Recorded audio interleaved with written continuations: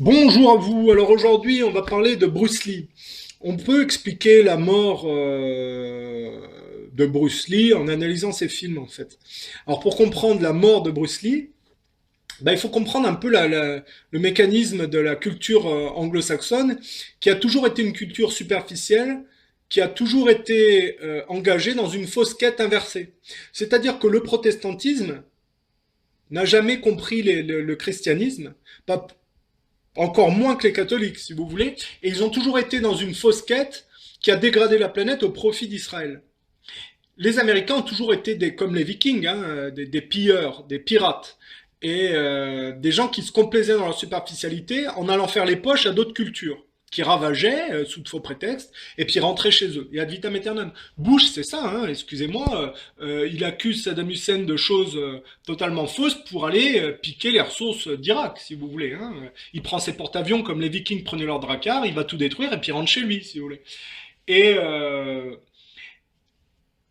et ça, c'est bon pour Israël, évidemment. Hein. Parce que plus vous êtes superficiel, plus votre déportation superficialise les autres au profit des cultures les plus superficielles. Les Américains ont toujours été les prostituées, les mercenaires de puissance superficielle extrêmement riches qui leur a toujours impulsé un besoin de destruction à leur profit, si vous voulez. Hein. Et on peut prendre Bruce Lee, par exemple, lui, c'est à l'époque du Vietnam. Donc, à l'époque de Bruce Lee, il y a bien une déportation contaminatrice dégradante.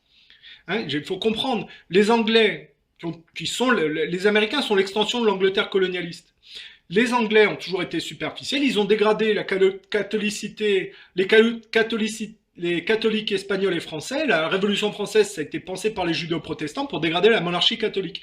Ça donne la Révolution française et la soumission progressive des Français au libéralisme anglais, puis au néolibéralisme américain. Mais la culture orthodoxe, c'est pareil. Les Anglais fomentent le bolchevisme avant de perdre la main, et les Américains prennent la dégradation de la branche orthodoxe commencée par les Anglais à leur compte par la guerre froide. Et sous Bruce Lee, c'est la guerre au Vietnam. Bruce Lee, il faut comprendre, c'est un sino-américain. Il y a toujours eu des Chinatown, tout ça. Il y a toujours une mouvance chinoise intégrée des immigrés asiatiques intégrés à la mouvance américaine, qui ne sont plus en adéquation avec l'Asie, si vous voulez, mais qui sont intégrés dans la superficialité nord-américaine.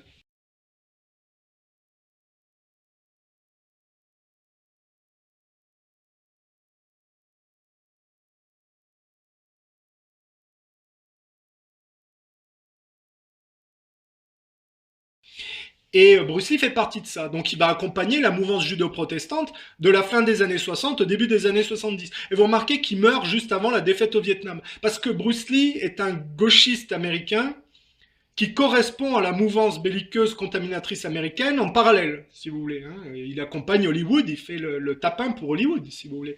Et des inversions notables, on les voit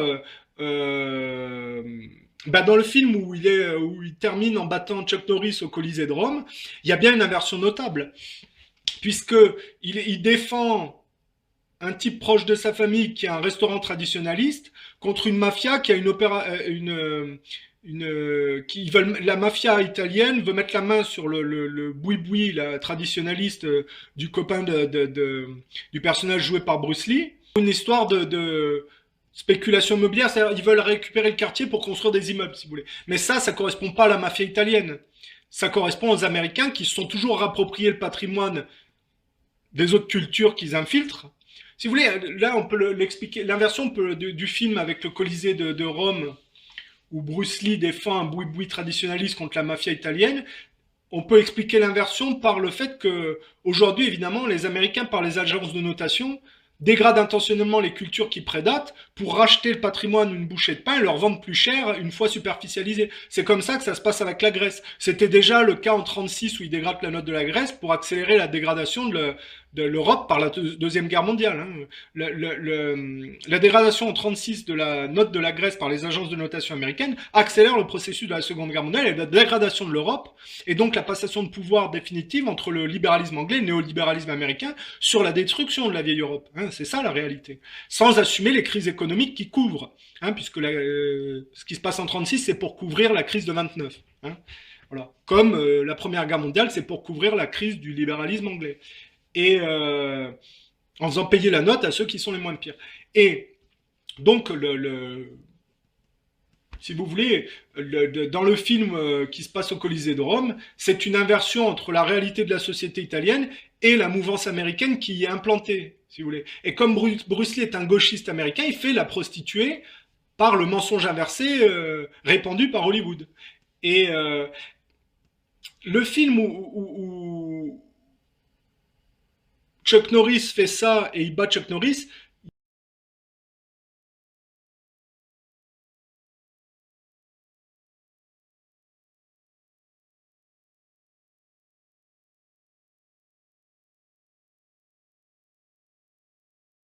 il y a une double lecture. Un, il y a la lecture de l'inversion accusatoire entre l'Amérique implantée en Italie. Les fascistes avaient fait le ménage. Ils avaient dégagé les mafieux. Quand les Américains ont gagné la Seconde Guerre mondiale, ils ont réimplanté les mafieux et ont travaillé avec eux. À l'époque de Bruce Lee, c'est le Gladio en Italie. Hein, la mafia et la CIA sont liées. D'ailleurs, on retrouve à cette époque, au début des années 60, les mêmes impliqués dans l'assassinat de Kennedy qui ont essayé d'assassiner De Gaulle. J'avais dit Cléchot et Mortimer Bloomfield.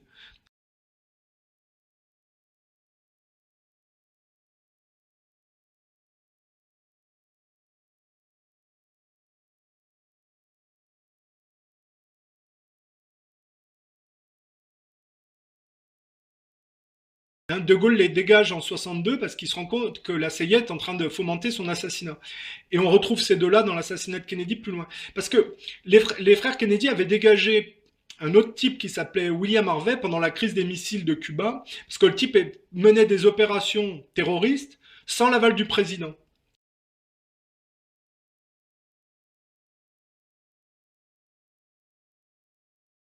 William Harvey. Et Kennedy voulait pas d'un conflit nucléaire, ça aurait pu arriver, donc il a viré William Harvey puis il l'a exilé à Rome.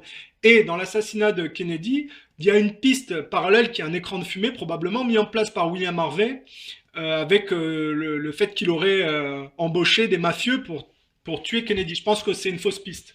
Mais on retrouve en Italie, en tout cas, la mafia liée à la CIA, si vous voulez. Et le film de Bruce Lee, c'est l'inversion notable entre les Américains et la mafia italienne, parce que spéculer pour racheter un quartier et construire des grands buildings, ça a toujours été, si vous voulez, comme ça que regardez ce qui se passe en France. Tout le patrimoine racheté par les Américains pour une bouchée de pain après dégradé l'ancien modèle, si vous voulez, hein, intentionnellement. Et ils revendent ça plus cher après. Hein. Ils font pareil avec les îles grecques. Ils rachètent tout pour une bouchée de pain sur la crise qu'ils ont provoquée. Et après, quand ils en ont marre, ils revendront tout super cher, si vous voulez. Alors, il y a d'une part les Européens qui font pas d'efforts, et puis les autres, c'est des piranhas qui intentionnellement dégradent les autres cultures. Tout ça, évidemment, c'est bon pour Israël. Hein, vous comprenez le... Et donc, Bruce Lee, donc, lui, s'inscrit dans l'époque des années 60, où les Américains continuent la dégradation de la branche orthodoxe pensée par les Anglais par la médiation du Vietnam contre le bloc de l'URSS. Et évidemment, quand ils n'arrivent pas à contaminer, tout ce qui correspond à leur mouvance hystérique disparaît. Bruce Lee, ça correspond parallèlement à l'hystérie contaminatrice dont les Sino-Américains font partie, qu'on retrouve au Vietnam, si vous voulez. Et quand ça ne marche pas, ils sacrifient les immigrés qui travaillaient à leur botte.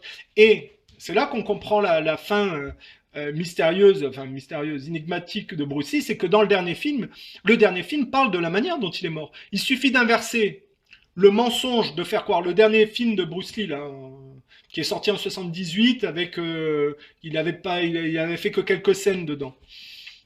Eh ben, vous inversez le mafieux catholique, vous prenez déjà le premier mensonge qui est de faire croire que c'est les catholiques qui se débarrassent des sino-américains à la mouvance judéo-protestante. Vous comprenez que c'est les judéo-protestants. Et ensuite, vous inversez le type chauve qui meurt dans les néons à la fin avec Bruce Lee. Et vous comprenez comment les sino-américains qui ont été les tapins des judéo-protestants sont sacrifiés à la place des judéo-protestants dans la déportation belliqueuse d'autres cultures. C'est comme si un soldat est naïf et va au Vietnam et que ceux qui sont moins naïfs et qui lui font faire la guerre pour lui n'arrivent plus à contaminer et sacrifient le type à leur place. Et ben Bruce Lee, il a été sacrifié de la même manière. Il a été foutu dans les pattes de la mafia de Hong Kong à la place des judéo-protestants dans la logique de contamination. C'est pareil, la CIA était proche de la mafia en Italie, mais la mafia n'était pas aussi superficialisée que la CIA le voudrait, si vous voulez. Il y a toujours eu un conflit entre la CIA et les mafias dans les pays qu'ils essayent d'infiltrer. Et ils sacrifient, là, Bruce Lee, à part dans la mafia de Hong Kong, de la même manière, ils sont en train de perdre au Vietnam et ils sacrifient des types au Vietnam. Vous savez, dans les guerres américaines, il y a toujours... le plus gros dégât des troupes américaines, c'est des tirs amis. Ils tirent dans le dos de gens qui sacrifient. Ben Bruce Lee, c'est ça. Il avait un conflit parce que c'était un type qui avait un pet au casque. Il représente bien l'hystérie américaine de contamination, mais dans la sauce sino-américaine, des immigrés sino-américains intégrés dans la mouvance, gauchiste. Hein, et lui, il avait un pet au casque, il avait toujours besoin de chercher le conflit. Et il a cherché probablement l'engraine avec la mafia des pays dont il était originaire. Et il a été sacrifié, et donc c'est bien à mon avis. Hein, il se droguait, et puis les judéo-protestants, de manière subliminale, l'ont bien poussé dans les mains de la mafia asiatique, si vous voulez. Et il a fini comme ça, à mon avis.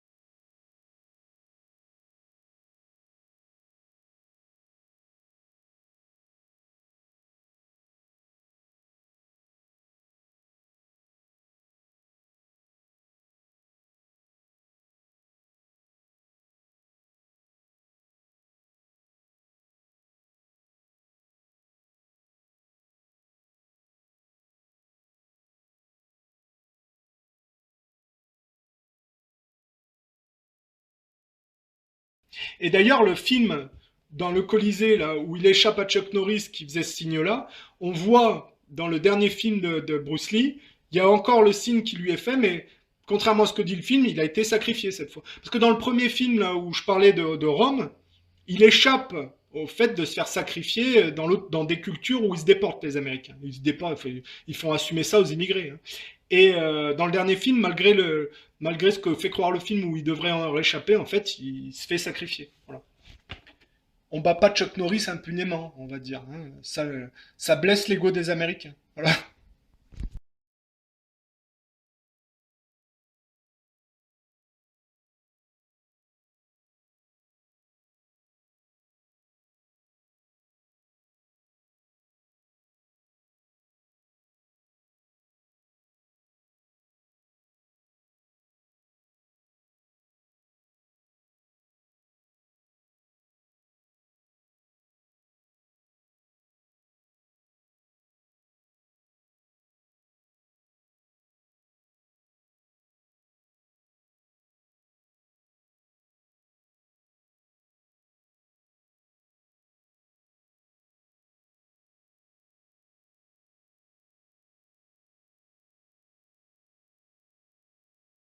One of the CIA agents under suspicion was a counterintelligence specialist named William Harvey.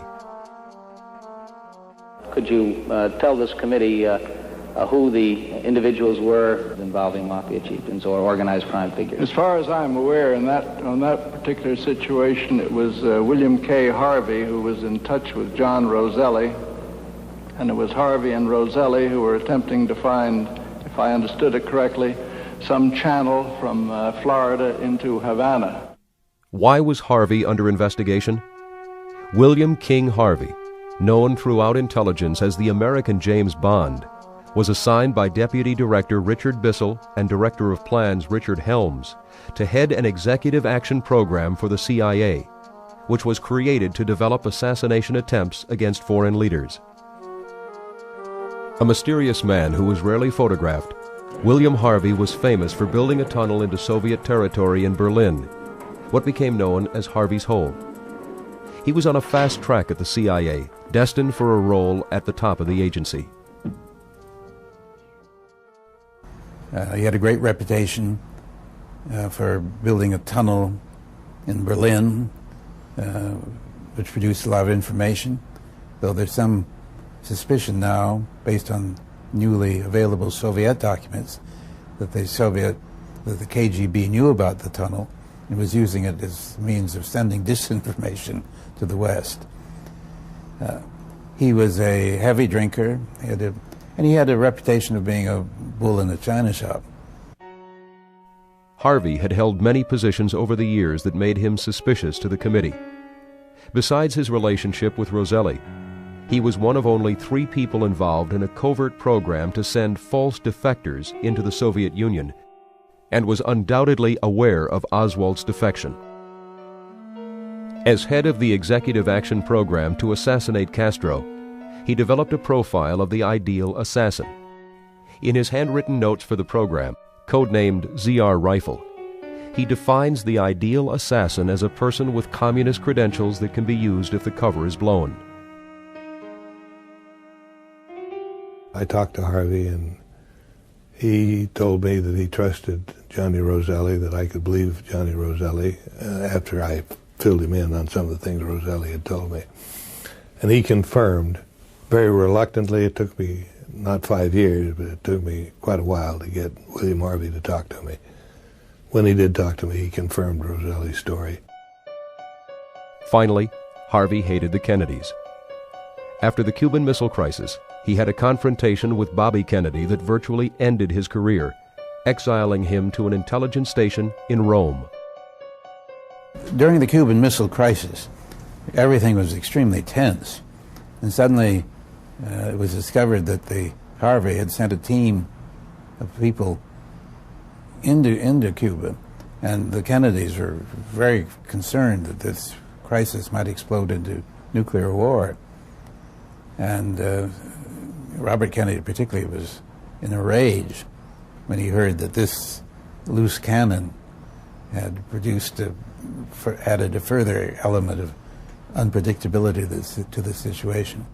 I mean, we had a terrible experience with the ones that were handling it at the time of the missile crisis. They were going to send 60 people into Cuba right during the missile crisis.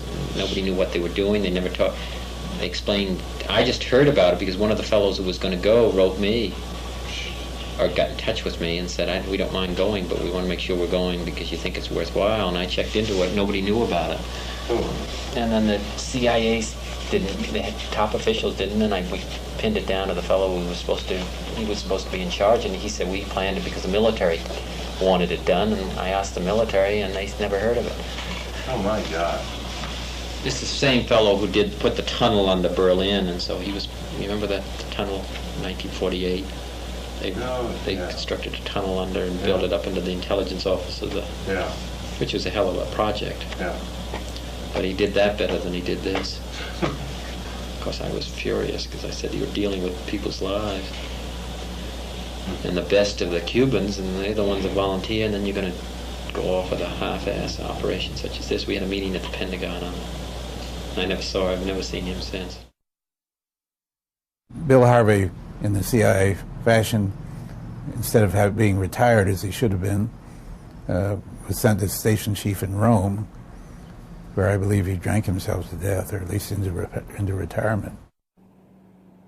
As the House Committee would learn, Harvey maintained his friendship with Johnny Roselli long after his exile to Rome. It was this connection that was of serious interest to the committee, and they wanted to ask Harvey about it. Unfortunately, Harvey died of a massive heart attack within weeks of his scheduled testimony.